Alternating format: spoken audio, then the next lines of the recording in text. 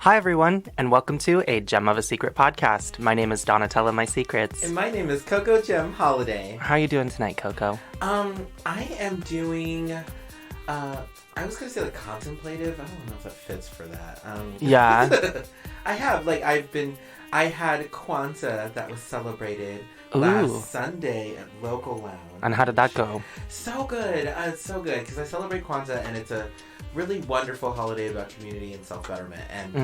And I just, honestly, I've been feeling very... my activist juices is out. That's what's Yeah. my activist juices. So tell us a little bit about Kwanzaa. How long is it celebrated for, and kind of what does it entail? I believe Kwanzaa... I believe, because I think Kwanzaa started in 1940-something. Yeah. Dr. Malala Karenge, I think that's how it's pronounced. And just wanted a holiday created for Black people by Black people to be able to celebrate that wasn't as colonized, to be honest. Yeah, for real. I mean, all of our holidays. Truly. All of our holidays are just stolen from paganism anyway. Yeah, exactly. With a Christian spin on it. Christian spin. No, and this one specifically was actually set up to be able to have something that we could celebrate that didn't feel is stolen, honestly. Yeah. That's kind of where it came from. And so Don, how were your holidays? It was good. This is my first Christmas spent away from Colorado since I was 14. Because the only other Christmas I spent away was when me and my family decided to go on a cruise for the holidays. We went on a Carnival cruise. But other than that, I've always spent every Christmas in Colorado. So this is the first one that I've spent away from it. And it was nice. Our roommate, me and our roommate, made a fully vegetarian Christmas dinner. Aww, and it was really nice. Yeah, it was really, I treated myself and I bought myself a scooter. So have you ridden it yet? I have. Oh, that's fun. It goes really fast downhill. I would imagine all scooters do. It goes 20 miles per hour down that hill over by our house. Oh gosh. So it's fun. Yeah. So Donna, what are you wearing tonight? I am actually dressed up. I'm feeling a little bit scruffy, so I'm dressed as just a lumberjane. I am the gender-bent version of the brawny paper towel man. Oh, I love that. Yeah. I can kind of see it. I was really confused listening. Do you like my pigtails? Yeah. It's, like Heidi? Yeah, it was great. It was alarming at first because I was like, what is this? But you look great in the flannel. Thank you. It's a staple of mine. So, I decided to do this thing where I am wearing a bathrobe today, and I'm wearing absolutely nothing under it. I have no body on. Just so when I cross my legs, Donna can also be incredibly alarmed like I was. Gosh. Yeah. And you're not even dressed up as Sharon Stone. You just look like you got out of the bathhouse and you're making me very uncomfortable. I know, but I have curlers in this really beautiful hair. It is cute, yeah. I'm wearing earrings. I don't know. Is that classy, listeners? I think it might be. The neck up is a 2. The neck down is a lawsuit. Oh my goodness. So I wanted to tell you listeners that me and Donna watched the season finale of Slag Wars. Yes, we did. It was touching. It actually was. It was. Yeah. The part when Nikki started crying really got to me. Yeah, so spoiler alert, because we get to do that. It's a podcast. So we're going to talk about the series finale real quick, because I think even though we haven't talked about the show at all on the podcast. No, we haven't. I just feel like it's really important. It's great. It's by the Cock Destroyers, Rebecca and Sophie. Yeah. That was almost close. Yeah. Everything on them is incredibly fake, and I love that. I do. I think that they look fantastic, and Nikki is the trans contestant. And they did actually say on the show that they haven't had bottom surgery. It came up as a comment that they made. And what was really fascinating to me is that in the series finale, the season finale, she talked about how her life was saved and she was contemplating suicide and how the Cock Destroyers pulled her into the fold and just gave her opportunity to be successful. And so she actually asked them to not crown her a winner. Yeah. Yeah. Which was just amazing. It was, yeah. It was a really touching moment. That show actually has like a lot of heart for it being this little like porn star. I mean, it's a sex worker like reality show. It's off of produced by men.com. So, I mean, it's interesting. I got hooked into it. There's only a few episodes of it. There's like 4 episodes. I think there was only 4 episodes. So check it out online. It's free to watch. They did pay us to write this. We finally have sponsors. I only wish that were true. Please. Please. The Gem of a Secret podcast. That's where we Rebecca and Sophie, help us. Rebecca and Sophie. Actually, they had a Drag Race girl on there from Drag Race UK. Oh, yeah, Baga. Baga. She was in the talent show. Oh, she looked so drunk. She did. The whole time. She looked effing hammered. And she just you know what, like, though? If you ever got asked to, like, go judge, like, guest judge on a reality show, would you not, like, just take full advantage of, like, the craft services, which likely would have alcohol? Even, like, Willem being on the first season of Dragula, like, was awesome to me. I mean, her famous quit drag. Yeah, quit drag. That was just horrible and incredibly traumatic. But yeah. How would you feel if you got asked to like judge something because you were on Camp Wanakiki? Oh my gosh, I would love that. Yeah. I would love that so much. It would suck because it would be absolutely a camp contest. And I would just be sitting there and like everybody would be like, yes, Kitty Literate, yes. And I'd be like, oh gosh, it's so messy. I love her dearly, actually. She does camp to the nth degree, seriously. Her but if you've listened to our podcast from the beginning, Coco has a vendetta against Kitty. She just says, really I hate you, Kitty. I hate you, Kitty. And Kitty doesn't understand it. But she's like, one day, Coco, I'm going to make you love me. And I'm like, fuck off, Kitty. She's like this sweet old lady. I know. And that's who Coco chooses to beef with. That's who I have as my season beef is Miss Kitty Litter ATX. Oh my gosh, I love her dearly. But no, it's true. How would you feel like? Have you ever judged a pageant-y or draggy thing before? No, no. I don't know. I don't feel qualified to. You know, I've been doing it for a long time, but I don't ever put myself really in the competition circuit. At least I haven't since I was like the beginning of when I was doing drag. And I don't know. I don't know if competitive drag is for me currently. Yeah. I'm not gonna say never. Yeah, I mean, drag in itself is competitive, so like. It's putting competition on top of competition, and that's really hard. Yeah. And I mean, everybody feels that. Like, if you're in any kind of entertainment, like you're a singer, you play the violin or something. Yeah. Like, you are always competing with yourself. Yeah. It's three. It's you're competing with yourself, you're competing with your colleagues, and then if you do a pageant, then you're competing with that too. It's just a lot. Yeah. So, listeners, we have a special surprise. We do.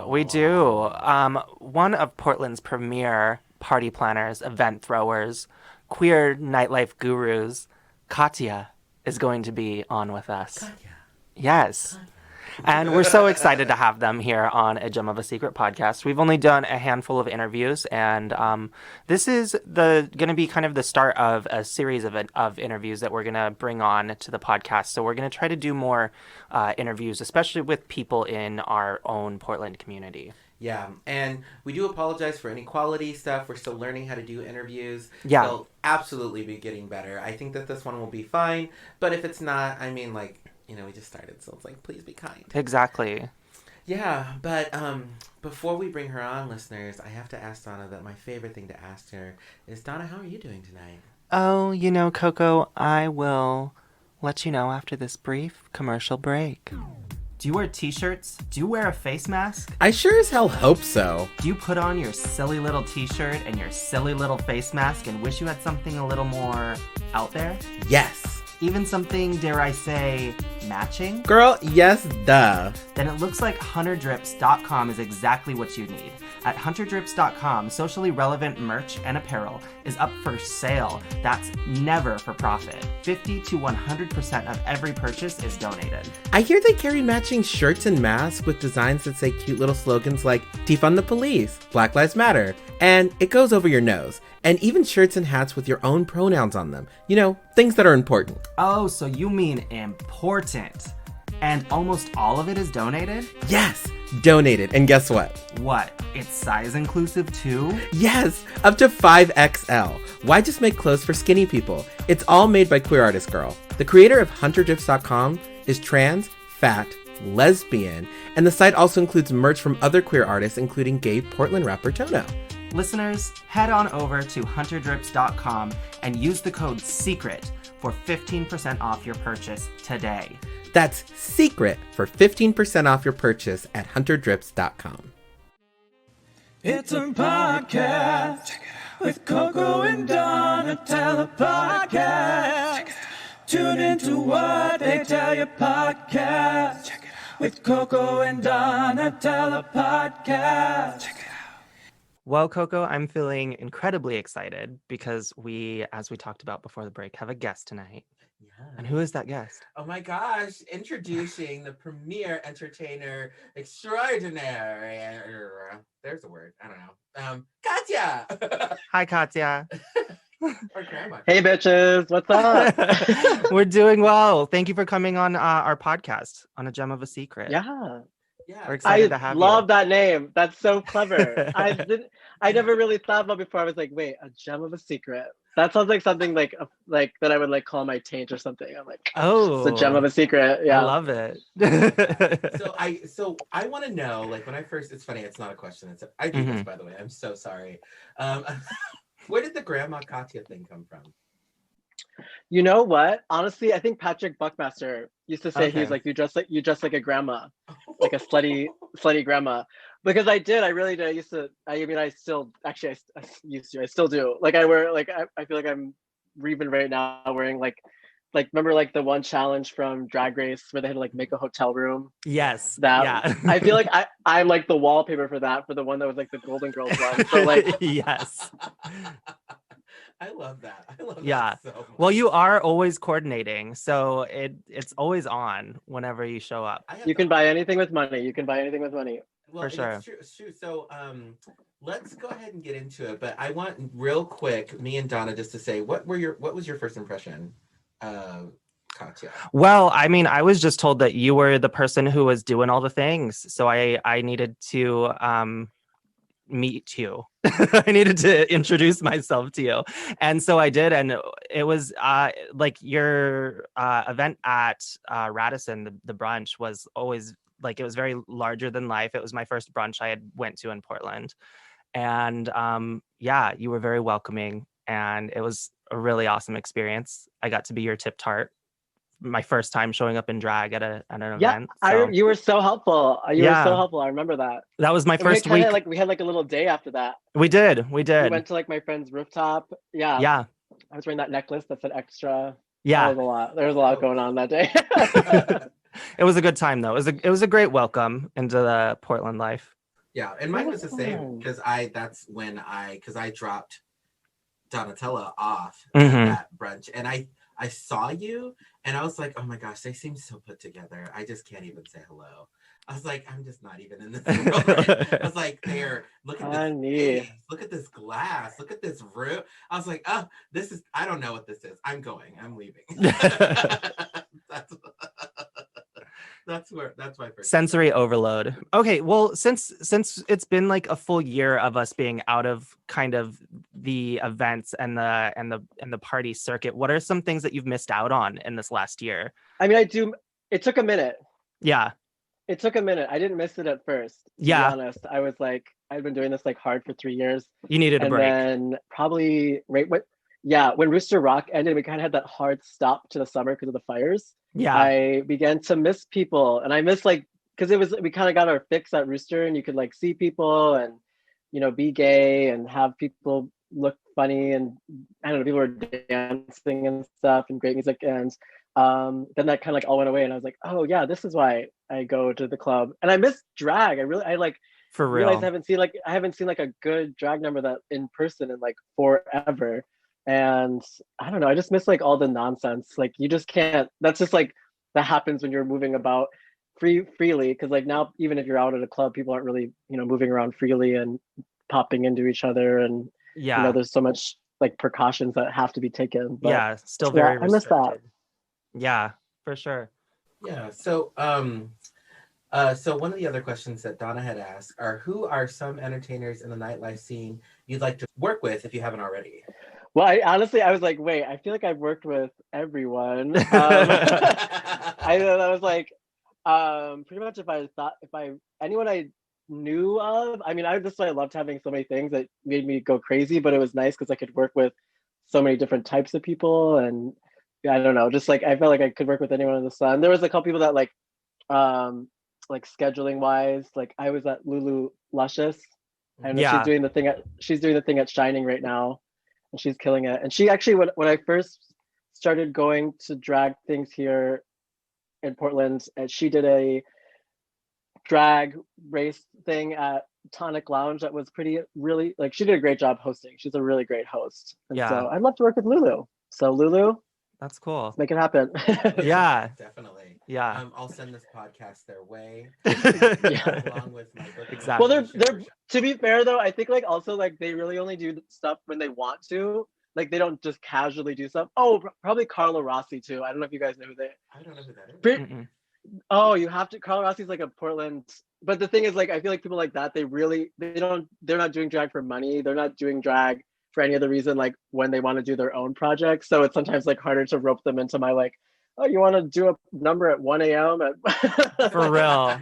Yeah. Like Carla Rossi was like, she's like, I love you and I love you for you. She's like, but I don't do anything before noon, so she couldn't do brunch. And she's like, and I don't do anything after 8. And I was like, I don't do anything before noon, and I don't think anything after 8. yeah.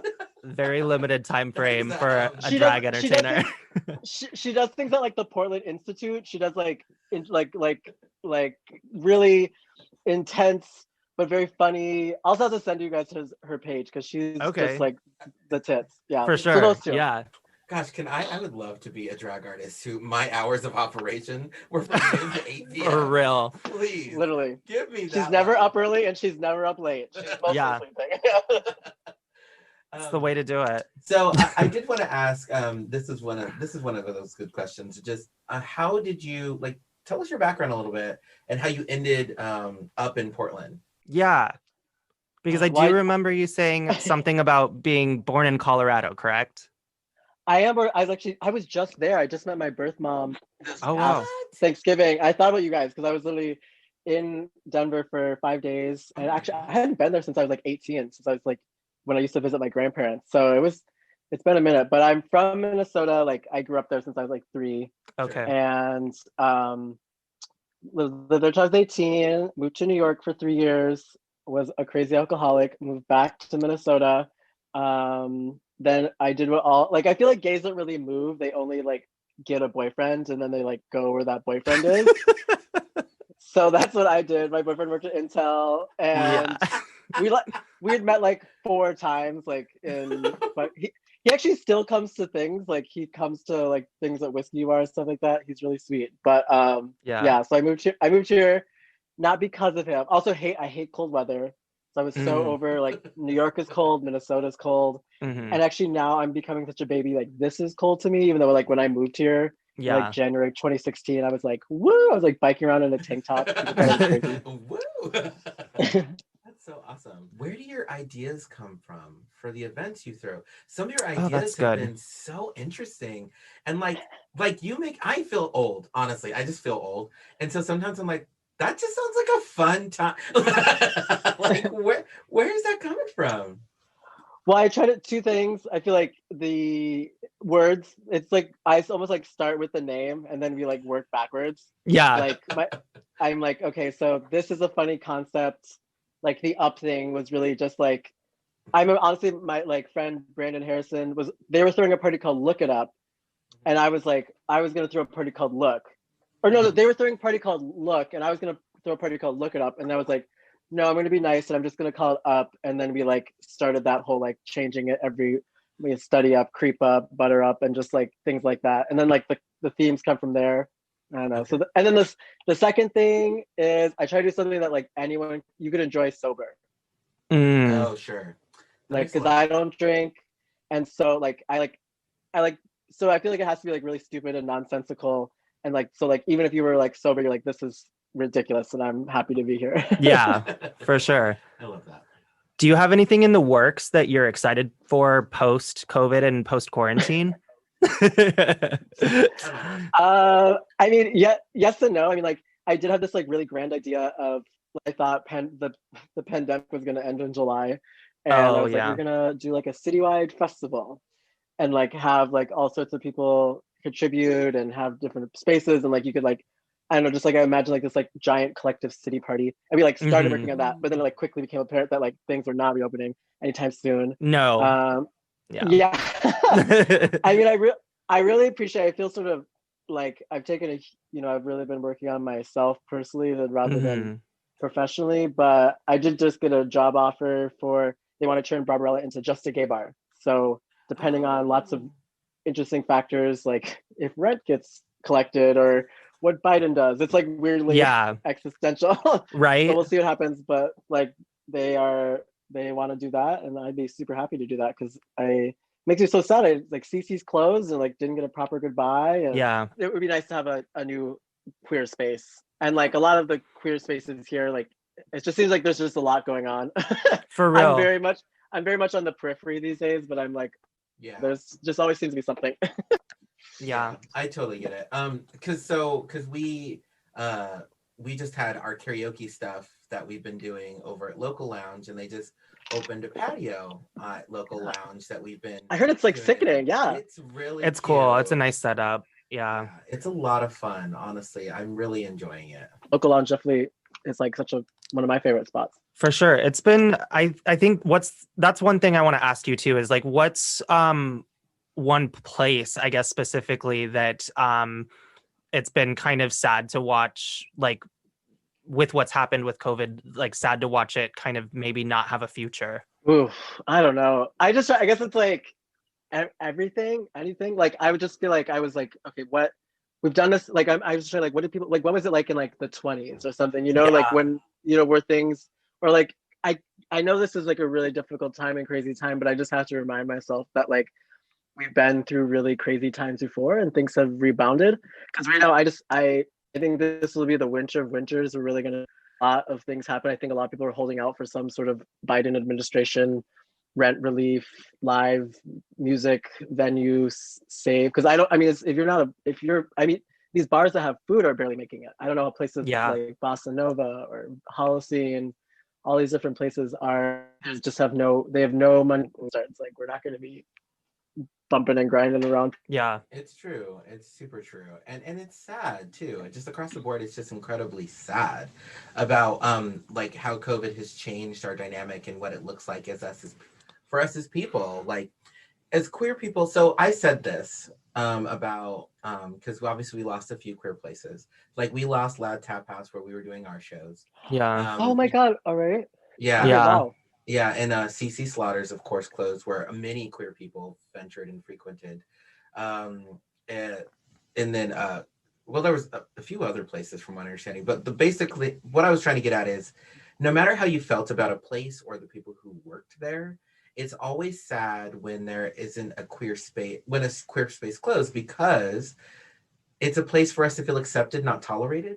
Because like a lot of the times when it's like a straight bar owner and then and they're letting us in, it doesn't feel like home. But when it's a queer space and it closes, it's like heartbreaking. So like even I still hear, like, we didn't live here when Embers was open, so but we hear Yeah. about Embers constantly. Yeah. So just like that, it's sad. Yeah. I literally cried when they closed. Like the owners like danced like a slow dance, like the last Oh, night of Embers. It was so sad. It was like literally the saddest thing. But yeah. So it's like I feel.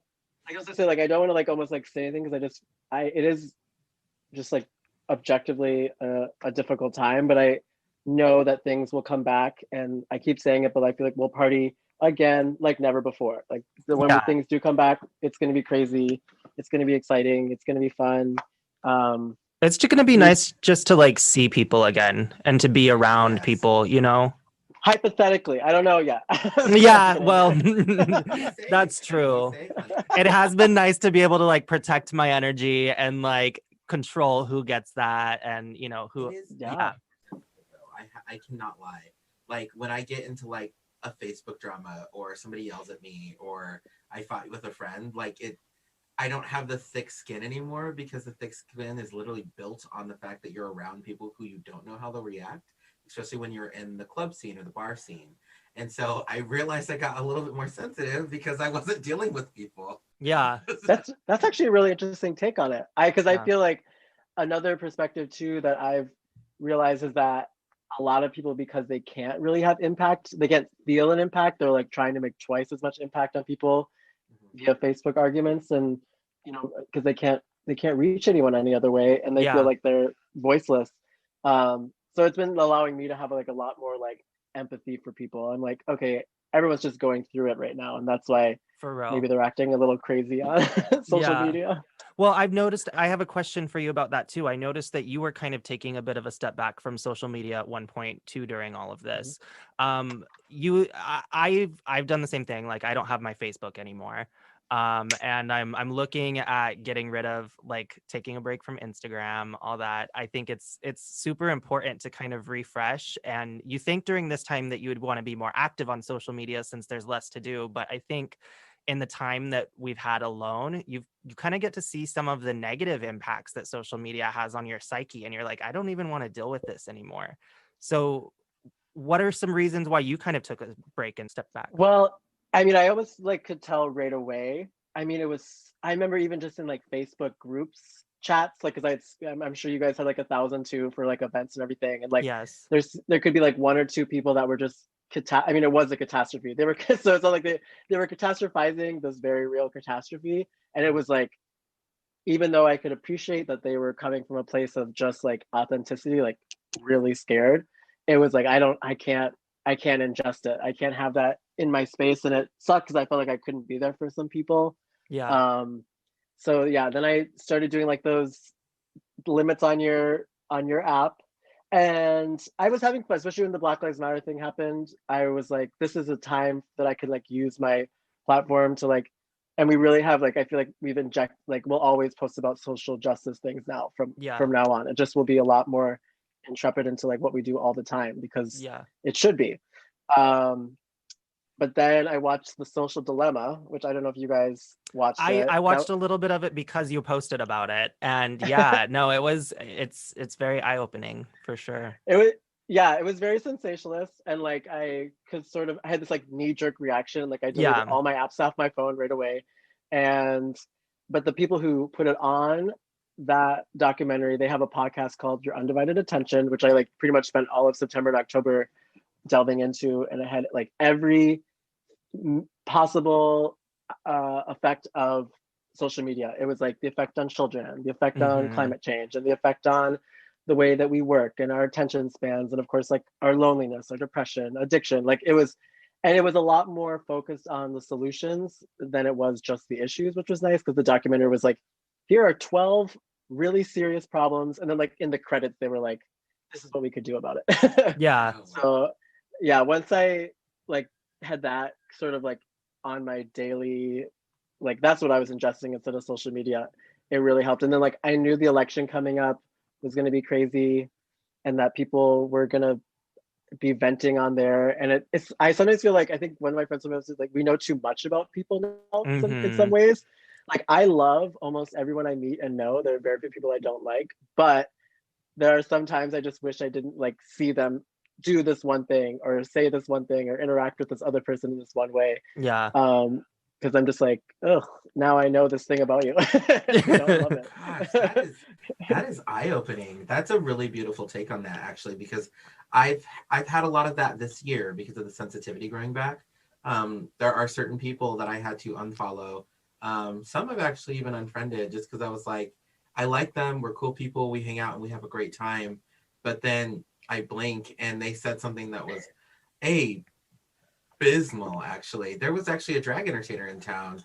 I won't name them, but I've always looked up to them. Just DM me. Just DM I will. I me. promise. I promise. Right after the show. This isn't Wendy Williams. We're not gonna cause any drama. Yeah, but it's true though. There was a drag entertainer who made a comment about BLM that was, they posted something that was really problematic, and their view on it was worse. And I was just Yeah. like, oof. And like I remember in the comments, I was like, dang, this is heartbreaking. I was like, because they fell from grace for me because they were just like so stunning to me, so perfect, and everything that they did drag related. And I was just like, oh yeah. And then after that, I just haven't been able to come back from it. So it's like, you're right. Sometimes they say something, you're like, oh, wow. And it might not even be something that's polarizing. It just might be something that morally you can't get behind.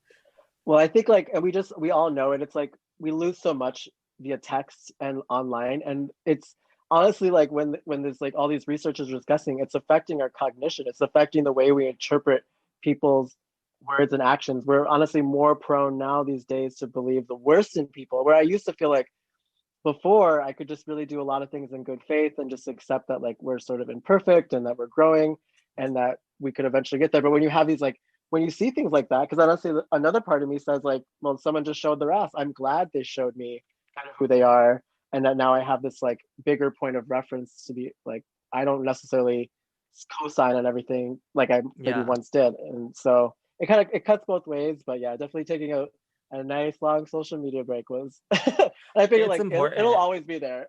Yeah, it's important. Although I do like it when people show their ass on social media. I tend to save those photos. Those are nice.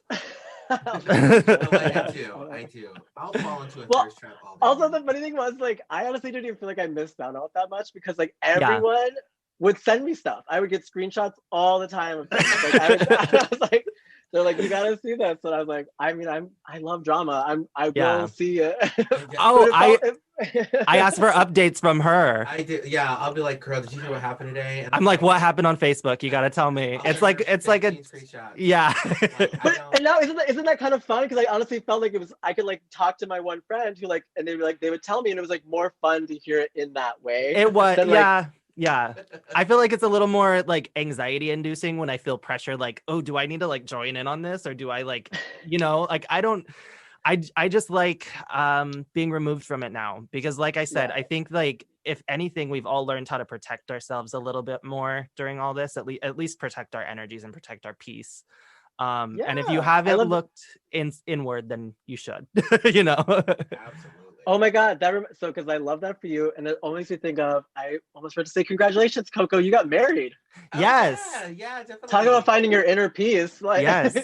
Oh my Right gosh. before this all happened. And and the funny thing is, and I know that people are, because I've become like Nathan, honestly, in this regard, when it comes to the positivity posts and people thinking I'm being a jerk. Um, like, stuff just hits different when you're happy. Like, ever since February, and I know we've all been doing yeah, really, all of us are struggling. Every single person lost something Yeah. during COVID. Some even lost their life, which is incredibly sad. I will say that I have not seen the upside throughout the entire year, but my life has been so great because of how happy I am with my partner. That stuff you just guys are a cute couple. different. It's annoying. Just kidding. I'm kidding. It absolutely is. My mom It even said it. is. She's like, "Can you not post about him?" I was like, "That's my son-in-law." She's like, "And I like him, but stop posting about him." Your mom's like, it just gets a little bit braggy. But do you? I actually kind of when it comes to social media, I actually love that kind of stuff. It's not like what I kind of like before I even was roommates with Nathan. I appreciate like to me that's like the positive sides of social media is that you For can share sure. your joy and like of course like there is like that fine line, but like Hmm. I just feel like most of the time like even if you're going overboard, you're probably sharing too much, maybe you're being a braggy. I'd rather have that than like have the negativity and I'd have rather like celebrate people's successes than, Yeah, the like yeah. drama. Yeah, the like because the it's true. conflict. Like I love to like when I see like a kissy photo on Facebook and people are like, "Man, that's gross." I'm always like, "Oh, that's so cute." And then because the thing is, I loved what Nathan posted, and I remember him writing way earlier this year about like, "Hey, like I write this stuff because like I'm affirming it, and then also it's my life." And he's like, and some of you are treating me negatively because of it, and I thought that was so cold and heartless because even if you don't like this person, they are trying to put out there something incredibly positive, and that should be celebrated. And if you don't like the person for whatever reason, then just keep scrolling. I mean, Yeah. it doesn't hurt you to keep scrolling if you don't like what somebody's selling. Jeez. Oh my gosh. Yeah, no, I think like I even a friend of mine like D posted about like like because I feel like it's something that's also become popular during this time is like those little infographics that are just like love yourself and like don't what I'm talking about or it's like you are your own person. I don't know. And like Yeah, they're stupid, but I honestly kind of love them because I do I too. they're super reductive. They're probably not that helpful. But honestly, I enjoy posting them because it is kind of like what you're saying. It's both for me and to like it makes me feel better because some people will comment like, "Oh my god, I actually needed to hear this today," even though it's not like the solution by any means. But it's just like it's just nice to have that energy versus like I don't know. Sometimes I just feel like there are a lot of memes about being like depressed and sad and like Yeah, and it doesn't really help anybody. That's a good point. No, I'm just having a woke moment. I'm like, oh yeah, that's true. I love the because I do like Yeah. the ones. Mine are the favorite ones that I like are they're the ones that are middle ground. My favorite one was like the billboard picture that said, like, I am. Can somebody just be proud of me? I am doing my best, okay? And I yeah. just loved that one. And I was like, that is so realistic to how I felt some days. Being Yeah. like, You know I'm what's doing my best. and that's what okay, I love the balloon like I become friends with Michael, the guy who Blacksmith is his name during this Yeah, that time like does the messages in the balloons. Yeah. people are so polarized because like people like he's actually like when I like helped him a couple of times like people recognized him. I mean we were hanging balloons so that probably was like an indicator but like Yeah.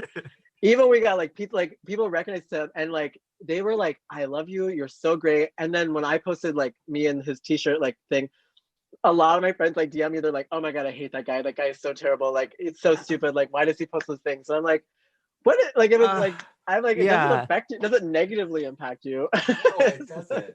Yeah, Yeah. it just that's yeah, and it's true.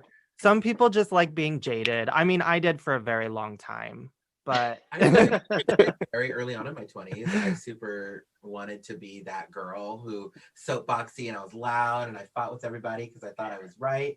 And then in my 30s, I've just been like, oh, that's not healthy. That's super toxic. And guess what? People are not going to agree with you. It's not cute. We're not on the Real Housewives. Like that no, stuff. we're It's not not. fun. We It's are not so fun. not. I honestly think it's so because again, like I said, I do love drama, but it has to be really far removed for me because otherwise, I'm just like, no.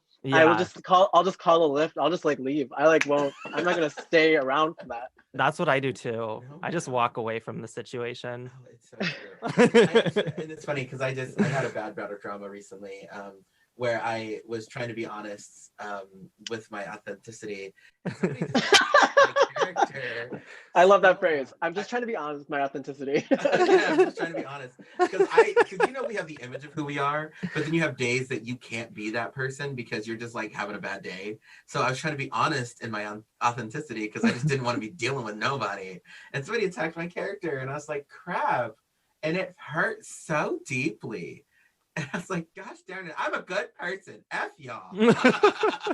No, I think sometimes like you just it doesn't you have to have that personal narrative because otherwise You like do. if you're influenced by I guess like even if you're influenced by the reality of the situation, it sometimes doesn't do you any good. Like you have to just be able to be like, nope, I can't. I'm not dealing with this. I am not what the situation represents. Even if I dealt with it or even if I've taken this action, it isn't the whole. It's not all of me. So Hmm. which I think like honestly, everyone in Portland and probably abroad could take a note of because I feel like everyone lives and dies on like every single action a person takes, and it's like all it represents that action represents the entire person as a whole, which Yeah, I really don't agree with. I I think like don't we, either.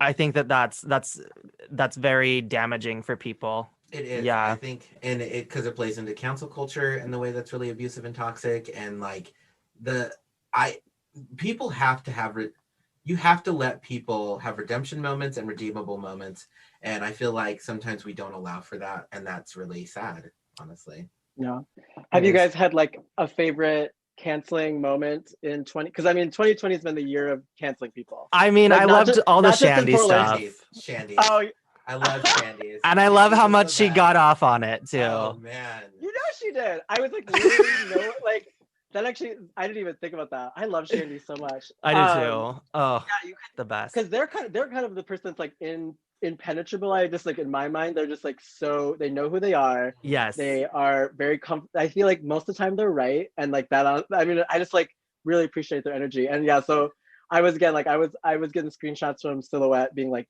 someone started that because actually I don't know if you know so I was the first person they posted You about. So it were. was like You it was were. like one thing about me, and then like 9 months later, it was like this thing about Shandy. That's so great. Mhm. I called her and she was like almost in tears about how happy she was about being canceled. And I was like, I need to be you just in all aspects of negativity in life. Like, Yeah. I just No, love you how can't- much how much they got off on it. I was like, it was hilarious. Well, and it was just another, because I know like Portland has like a lot of like, when it comes to cancel culture, I think there's a general idea that like we're all about it. But I also like that was such a great moment. Like everyone was like, we love Shandy. This is great. Like Solidarity for Shandy. Yeah, I don't know. It was she really did actually. Yeah, I just got like a meme from Claire apparently, who was like, did you guys, I wonder if she sent it to you, she was like, you've heard of Elf on a Shelf. And then she's like, and then she sent me a picture of Shandy on a hand job. You know, so Shandy on a hand. I love that. Shandy like, on a handy. That is community. Yeah. That is for real. For real. We have just a couple more questions for you that are just a little more silly because obviously this topic has been really heavy and fun in a good way. So my first question that's a little more silly is, if you were on a baseball field, would you rather be a pitcher or a catcher? I'm a pitcher, but I would like to learn how to catch. Oh my gosh, that was my journey this year. Oh my gosh, my mom was. Yeah, she had a lot of time to learn how to catch. I just, yeah, let's do that. I did it January 1st. I was like, I'm going to learn to catch. That literally was that has been one of my resolutions for like 7 years. Like I literally have been saying it for so long, and I was like, you know what? I'm gonna do it. I'm an empowered woman. I know. Well, no, it's true. And the funny thing about it for me, just a long story short, was it was about the comfortability for me because it was a terrifying act to be a catcher. Just terrifying to me because people don't listen and hookups are scary as they are. Anyway, like just they are to a degree, even though they're fun, they're scary. And no, so, like, it's crazy that like 10 years ago, our parents were like, don't do this online, and now we're like, come over to my house. Like, I've never. Come over. For real, I have to text Coco when anytime I go out for like a hookup. I would let Coco know. I'm like, hey, by the way, this is where I'm headed, and this is where my body will be if I don't show back up. So, I have a few friends that I have that exchange with. Yeah. Yeah. it's like a gay Amber Alert system. It is. It's so ridiculous. We even saw the cases of like the Grinder killer and the Craigslist. Oh my gosh, we did a whole true crime thing, and we're like, okay, whatever. Yeah, I'll just go over to this stranger's house that I've never met, and I saw not a face photo, but a body photo, and I found the address, and I'm going to knock on the door. And I did say it. He seems trustworthy. Hey, you're a woman with needs, and exactly. And I've done plenty of pitching and catching for 2 lifetimes. Okay, all our clumsy sports metaphors. Right. My mom's like, she's gonna message me. I didn't know you like baseball. If you get into a bar fight, what Oregonian drag artist would you want having your back, and why? Okay, like it actually, I feel like I was like I had to cover all my bases because I feel like there's a few. Also, I feel like a lot of them would be the person who were like trying to attack me. So very that. Yeah. I did put. I know she's in hot water now, but Sativa, she probably would be. I mean, she like it was so funny because like when she was Miss Sweetheart, she was like, I am holding back, and I'm like, you're holding back right now, and then like now that she's not Miss Sweetheart, I'm like, oh, you were holding back. Okay. You are one crazy bitch, but I love her, and I know she has and I put Flawless next. Actually, I do remember when we were at the casino all together, someone did try to like accost me, and Flawless was like right up in there and was like, no. And I was like scared for them, and they were as like this straight man like scurried away. I had the same experience with Sativa at a bar.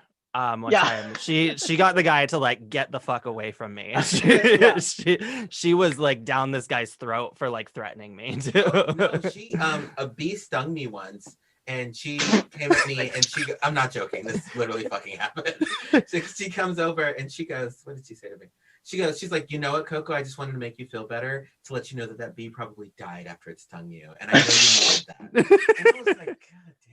She's like, you know how I know that bee died? I killed it. Didn't let it see another day. I also put Atlas, because Yeah, that bitch could throw hands. for real. Angel. Angel, I feel like it would never come up because she would be so scary that the other person would just be like, never mind. Yeah. And then I put Ellie, because I just know Ellie's done some There's some sketchy. scrappy girls. Yeah. That's a scrappy list of girls. I think that That is Ellie. That's the team. okay, I yeah. almost got into a fight with Ellie once just because it was a miscommunication. And it wasn't a physical fight, it was just miscommunication. And I realized I was getting afraid. She did. Wait, what'd you say? I said I was getting afraid. Yeah. Well, and this is because when I started doing events, I didn't really know anything about anything, because I honestly just didn't even I wasn't even going to things before I started throwing parties.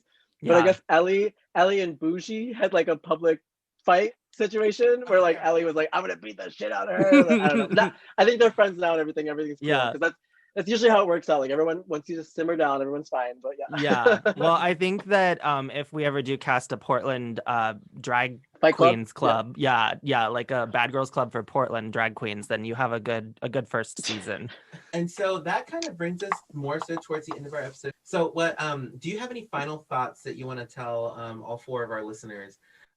Hey, you know what?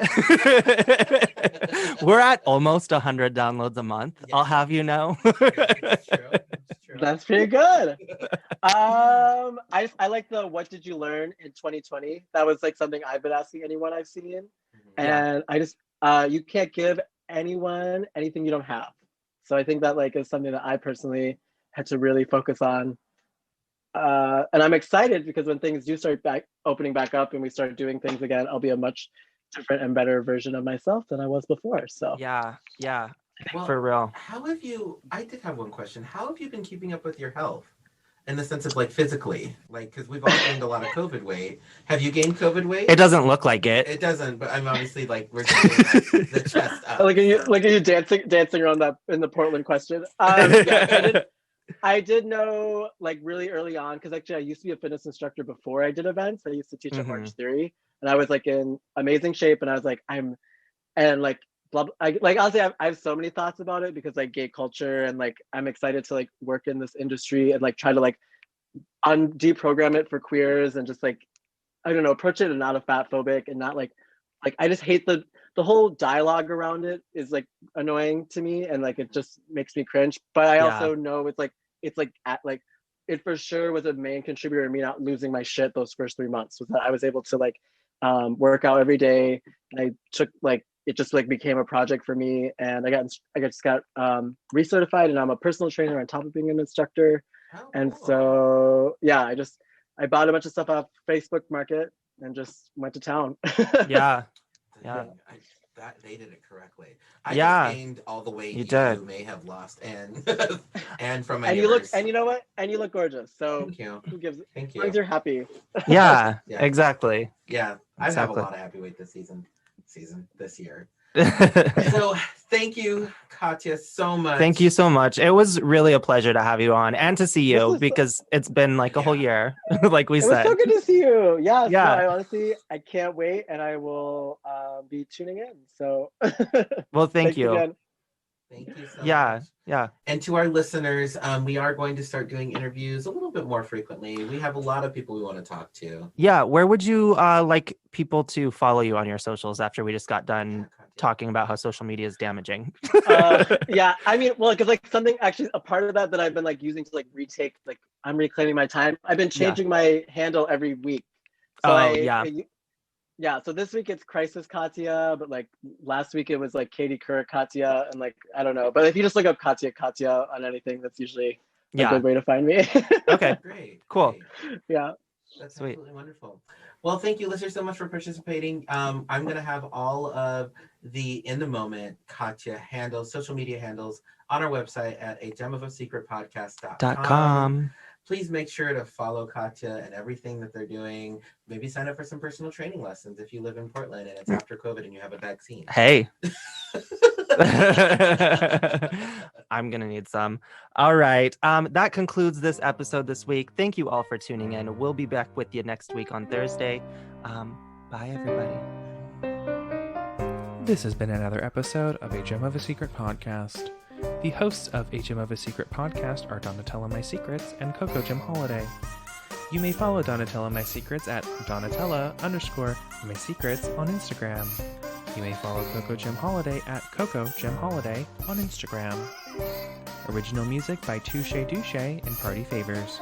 You can follow them respectively at The Touche Douche and at Party Favors Music on Instagram.